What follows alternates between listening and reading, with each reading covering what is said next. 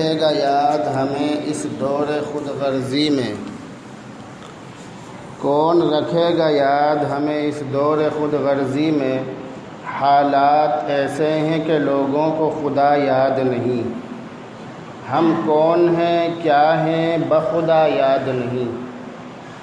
ہم کون ہیں کیا ہیں بخدا یاد نہیں۔ اپنے اسلاف کی کوئی بھی ادا یاد نہیں۔ ہیں اگر یاد تو کافر کے ترانے ہی بس۔ ہیں اگر یاد تو کافر کے ترانے ہی بس۔ ہے اگر نہیں یاد تو مسجد کی صدا یاد نہیں۔ عزیزان گرامی، بزرگوں، دوستوں، دینی بھائیوں، ویسے تو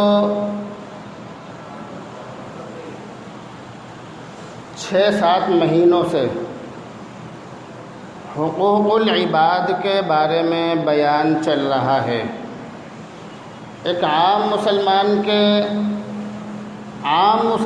پر کیا حقوق ہیں، ہمارے اوپر ایک عام مسلمان کے کیا حق ہیں، اس کے بارے میں بیان چل رہا تھا، اور تقریباً 14 جمعوں تک لگاتار میں نے اس کے بارے میں آپ کو بتلایا تھا۔ لیکن جیسا کہ میں نے بتلایا تھا کئی ہفتے پہلے کہ ابھی 10% حصہ بھی بیان نہیں ہوا، ابھی 10% بھی بیان نہیں ہوا اس کا۔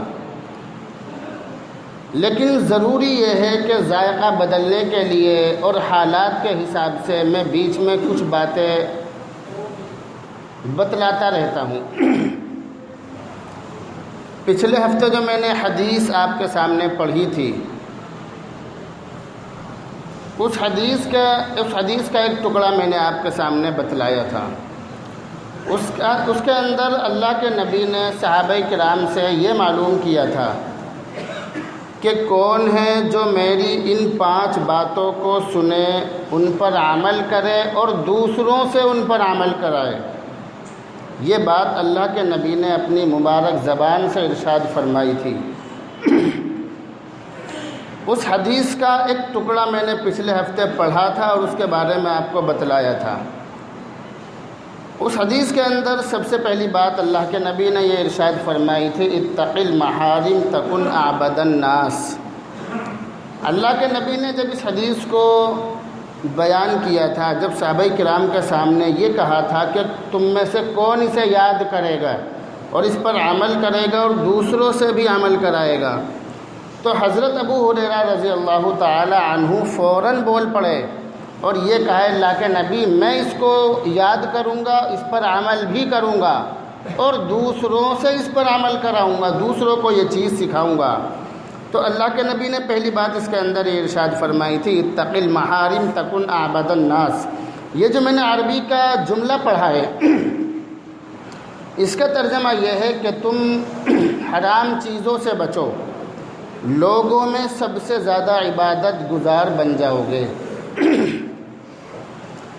پچھلے ہفتے اس ٹکڑے کے بارے میں، یہ جو حدیث کا ایک ٹکڑا ہے، اس کے بارے میں بہت تفصیل سے میں نے آپ کو بتلایا تھا، جس کا نچوڑ اور خلاصہ یہ تھا کہ اگر ہم صرف اللہ کی عبادت کرتے رہیں اور گناہوں سے پرہیز نہ کریں تو ہم عبادت گزار نہیں بن سکتے۔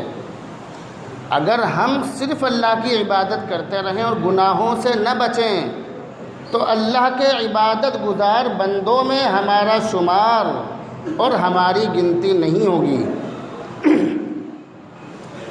اللہ کے عبادت گزار بندوں میں شامل ہونے کے لیے عبادت کرنے کے ساتھ ساتھ گناہوں سے بھی بچنا پڑے گا، حرام چیزوں سے پرہیز کرنا پڑے گا، اپنے آپ کو حرام کاموں سے بچانا پڑے گا۔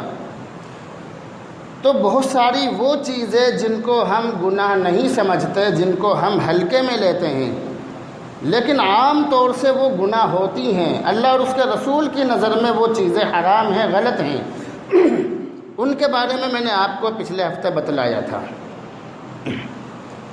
اس حدیث کا دوسرا ٹکڑا جو میں نے ابھی پڑھا تھا وہ یہ ہے، وَأَرْضَ بِمَا قَسَمَ اللَّهُ لَكَ تَكُنْ أَغْنَى النَّاسِ وَأَرْض اس کے معنی ہے تم راضی ہو جاؤ، وَأَرْض تم راضی ہو جاؤ، بما قسم اللہ لکا، بما قسم اللہ لکا کے معنی ہے جو اللہ نے تقسیم کر دیا تمہارے لیے، جو اللہ نے متعین کر دیا تمہارے لیے، جو اللہ نے عطا کر دیا ہے تم کو، جو اللہ نے تمہیں دے دیا ہے، جو نعمتیں اللہ نے تمہارے اوپر نچھاور کر دی ہیں، ان پر راضی ہو جاؤ۔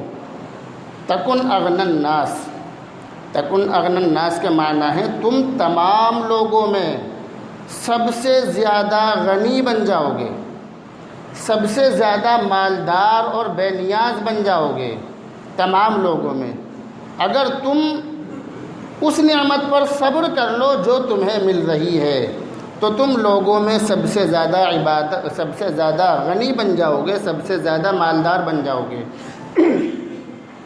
یہ جو لفظ غنی ہے عربی